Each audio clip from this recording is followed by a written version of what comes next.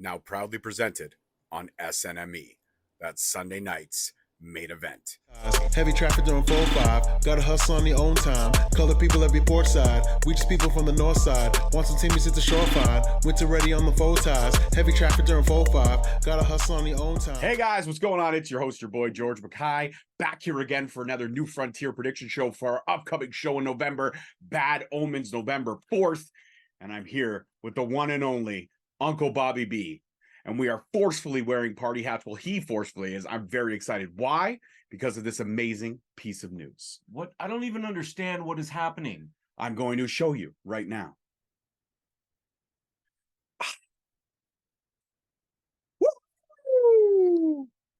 Adam Hayes, that's right, has been suspended for acts unbecoming, or for what the matchmaker says he will reveal closer to the date of the upcoming show. But from what I understand from the matchmaker, he did not do some nice things, and he will not be at the next New Frontier show. Are you not excited for this? I am. That actually makes a lot of sense because the matchmaker contacted me today and said, look, we got this prediction show. Normally Hayes kind of carries these things, and we can't throw Kevin the intern on there, so why don't we put you in there with George, and hopefully it's listenable. Hayes carries these things? Hopefully it's listenable?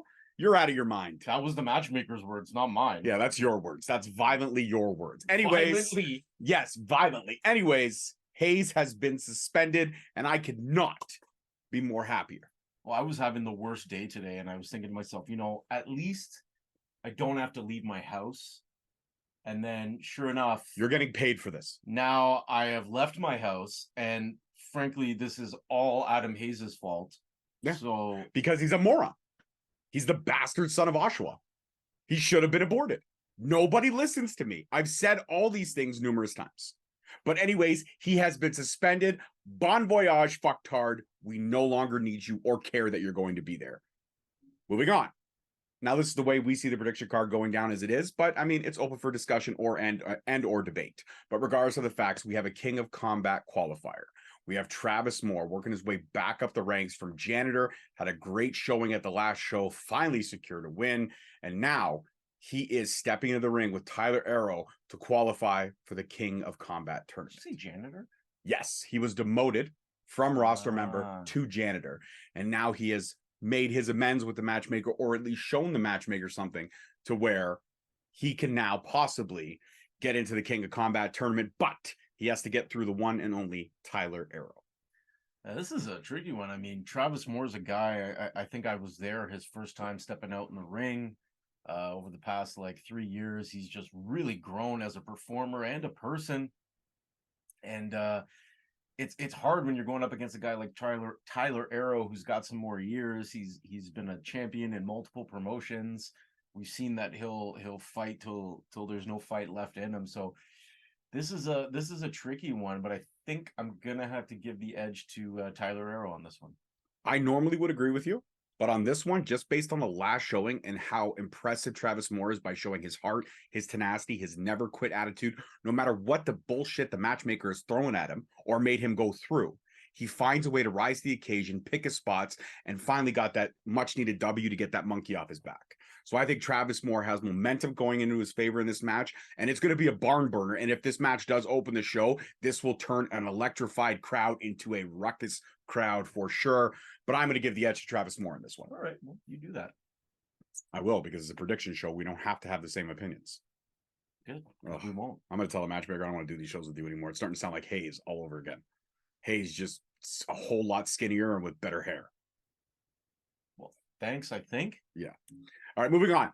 How about this? The unhinged, very sadistic, very psychotic, very manipulative. There's so many words to describe Isiah Bronson, the father. He's going up against the one and only John Greed. Now, John Greed, if you may or may not know, was an enforcer at one time for the matchmaker, setting the standards, making sure that people kept inside the lines I thought that was Matt Grant's job. Well, Matt Grant is setting the standard. Yeah, I get it. It's the podcast you guys did. Yeah, I get it.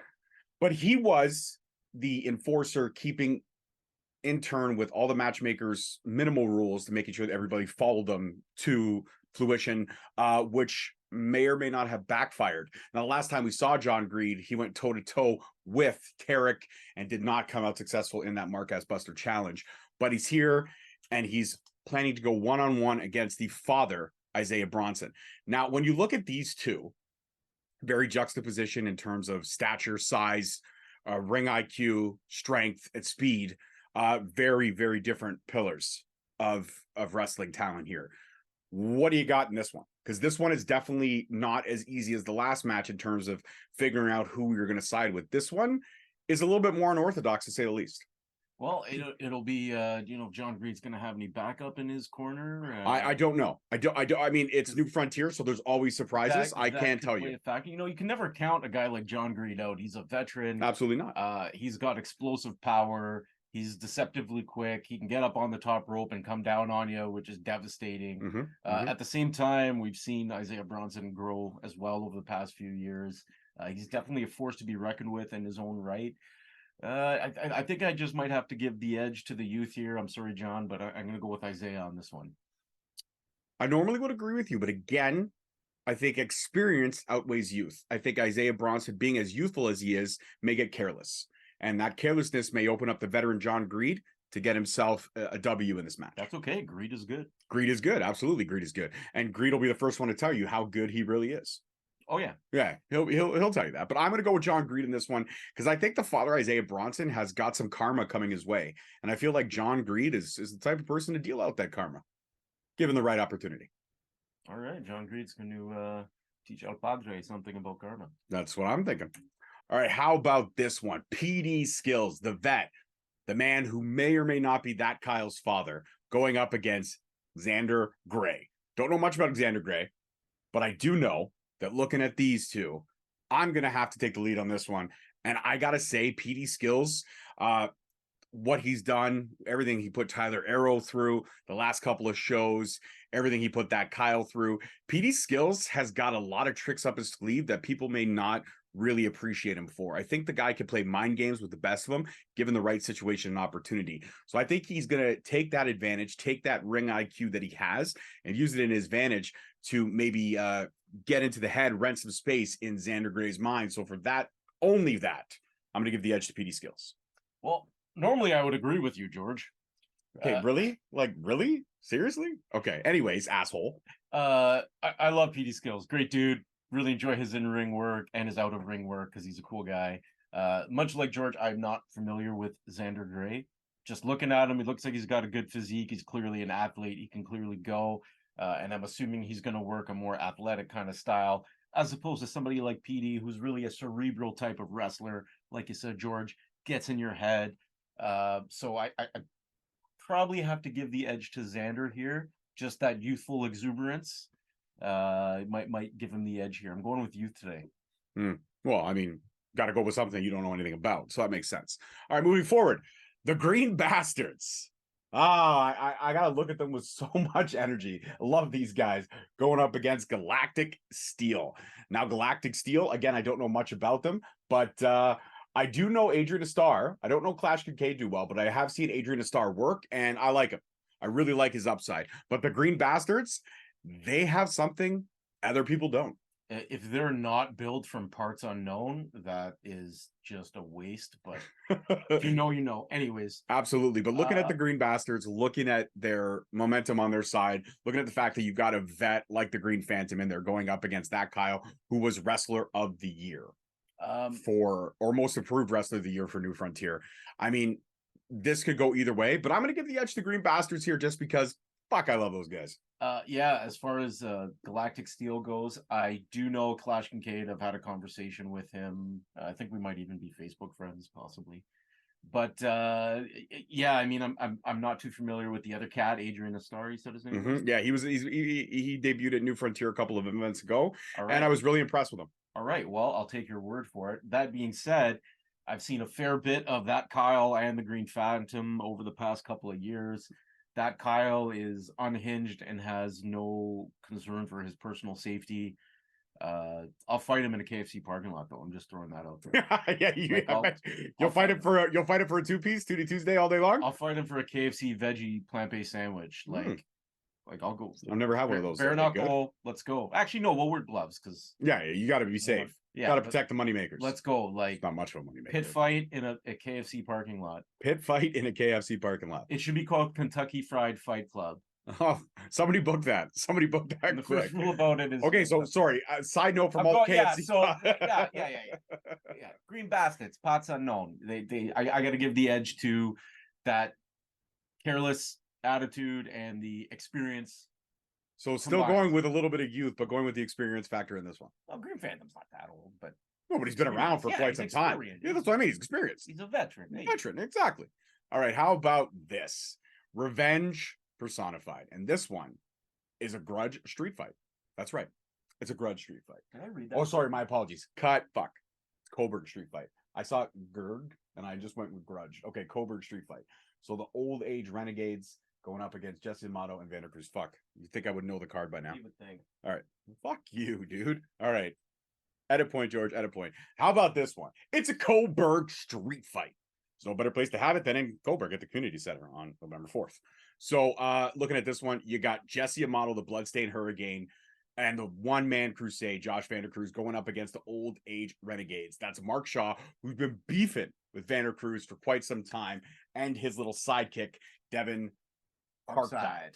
Devon Parkside. So looking at these guys, Mark Shaw has had Vander Cruz's number at almost every turn. At the last event, Devon Parkside helped Mark Shaw secure that all-important victory over Vander Cruz. Vander Cruz had momentum in his favor. He really wanted to get his vengeance on Mark Shaw, and it just didn't happen. But now he's aligned himself with the Bloodstained Hurricane, and I think when it comes to a street fight, Mark Shaw, definitely the biggest dog in the fight. Devon Parkside, definitely the youngest dog in the fight. But Jesse Amato and Josh Vander Cruz have two things that going for them: that don't care and don't quit attitude. That's right. These two will put their bodies on the line just to get a little bit of vengeance on these two boys. So for that and that alone, I'm going to give the edge to Amato and Vander Cruz. Well, normally I would agree with you, George. Oh, However, I've seen quite a bit of all of these guys actually. Parkside, I've seen him wrestle. He also has a never say die, never quit attitude. I've seen Parkside take some beatings and come back. Mark Shaw is a veteran. He knows every trick in the book. Vander Cruz, he invented some of the tricks in those books. I mean, Vander Cruz ain't exactly an Amato. They're not exactly young bucks, but I think that combination of Parkside and Mark Shaw, that old age, I'm feeling the old age, so I got to go with them. All right, fair enough. So Don't give me we're that eyebrow. so we're agreeing. No, you said Amato and Vander Cruz. Yeah. Oh, you're going with Old age. Oh, you're going with old age. Okay, old age renegades. Fair enough. All right, how about this one? It's a trios match, and it is my hardcore romance that consists of Jesse Mack, White Trash Matt Cash, and Warhead going up against Empire. Empire, we know the standard Matt Grant, the reject JT Kirk, and the misfit Crystal Moon. Well, that's an interesting matchup there. Absolutely. Who are you going with? I'll give the floor is yours. Oh, the floor is mine. For this one, I'd like to take this opportunity to thank Hayes for being such a POS and making me come out here. This is coming out of your pay, by the way. No, you've already been transferred his pay. Yeah. He's not going to get paid. He's a loser. I'm familiar with all of these participants. I've seen them all kick some ass, take some ass kickings. I think just because of the fact that they are so united and they work as a trio so much and they know each other so well, not that the other participants don't. I know who they are, but I got to give this one to Empire. I think when all 150 pounds of Matt Grant comes flying at you, there's not much you can do. You're in trouble. So, no. Crystal Moon's jacket is heavier than Matt Grant. But like Matt, he hits you with a spear, and like you can tell people actually feel it. So like, good for him. Absolutely. I love Matt. No, absolutely. I do too. I love everything that Empire stands for. I know that Crystal Moon is the star of the show. Oh yeah, 100%. But regardless of the fact, I am going to agree with you, and I'm going to give this one to Empire. I'm going to give this one to Empire. I appreciate. Well, okay, then change your fucking vote, you dumbass. All right. Anyways, to me like I'm hazy, jabroni. I appreciate my hardcore romance and everything that they do, and they are legends in the game for sure. But the cohesiveness that is Empire cannot be unmatched. It cannot be unmatched. No, I think that cohesiveness is what could be the deciding factor. As do I. As do I. How about this one? Tag team match. You got the Flatliners, Asylum, and Matt Burns going up against For the Glory, the father-son tandem of Essex and Essex Jr. And man, oh man, I have seen For the Glory at so many New Frontier events. And I love this team. I love everything they stand for. I love the showmanship of Junior. I love the fact that Essex can't control his son and yet always takes out shit on his kid. But they still come up with a W. Why? Because they're father and son and they know each other oh so well. Don't get me wrong. Asylum and Matt Burns, they know each other oh so well too. But I don't know, man. I'm going with father and son versus brothers. Okay, I've seen all of these guys in action. I saw the Flatliners. They were back together for the first time in several years, apparently. Saw them in action last week. I've seen XS and XS Junior working together. It's funny because Junior works a lot more of a flippy shit style than his dad. His dad's more of a ground and pounder. And you know, I love that juxtaposition of like his dad's an old school wrestler and Junior's just like, no, I want to flip. I love that. But I think I'm gonna give the edge here to the Flatliners. They did look real sharp. That last match I saw them in, tandem maneuvers. There's a lot of power there. And I think just the youth of XS Jr., that inexperience, and maybe his dad not being able to control him might work against them. And I think the Flatliners are going to come out on top here. Well, you know what? You pick the Flatliners. I'm going with For the Glory just because I've seen how exciting these guys are and I enjoy that team. Would you shut up today? You really are starting to sound like Hayes. Actually, you're starting to look a little inbred yourself over there in your side of the screen, okay? So just throwing that out there. All right, I am going with For the Glory in this one. I will do a 23andMe right now. I will go through the fucking genealogical tree. Boy, you don't have to. You nobody in my family related. Okay, anyways. For the Glory, I'm picking the father and son tandem for this one. You're going with the Flatliners. That's cool. We'll just have to see how it all pounds out right now. I think flatline you keep with this fucking I'm gonna flatline you. You keep snipping. What about you with your grumpiness, man? Have like 3 more espressos and just relax. All right, and how about this? The Mark Ask Buster Challenge. Tarik without the mouthpiece that is Adam Inbred Hayes going one-on-one against the V-Man himself, Vaughn Vertigo. The Mark Ask Buster Challenge is open to any and all comers, any and all challengers, and guess what? Vaughn Vertigo, he's answered the call. Gabriel Foriza, his tag team partner, Fight or Flight, answered the call a few shows ago. Came up just a little bit short. Leighton Buzzard answered the call, came up just a little bit short. Regardless of the fact, Tarik is now, I believe, 8 or 9-0. He is undefeated, the only undefeated man left in the New Frontier roster. And listen, I appreciate Vaughn Vertigo and everything he does. I know he's going to put up one hell of a fight, but I can't deny the awesomeness that is Tarik.